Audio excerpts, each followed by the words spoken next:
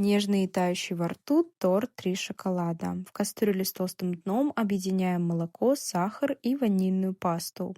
Постоянно помешивая, доводим до кипения и выключаем огонь. Добавляем набухший желатин и тщательно перемешиваем до его растворения. Данную молочную смесь выливаем на белый шоколад, ждем, когда он подтает, и пробиваем до однородности погружным блендером. Даем остыть до комнатной температуры, а тем временем взбиваем до устойчивых пик холодные сливки в отдельной емкости. После чего объединяем две массы, выливаем форму и отправляем на стабилизацию в морозилку до полного застывания. Все то же самое проделываем сначала с молочным шоколадом, а после чего и с темным. Завершив последний слой, отправляем в морозилку на полную стабилизацию минимум на 6 часов. По истечению этого времени извлекаем из формы, по желанию декорируем и можно вкушать. Приятного аппетита!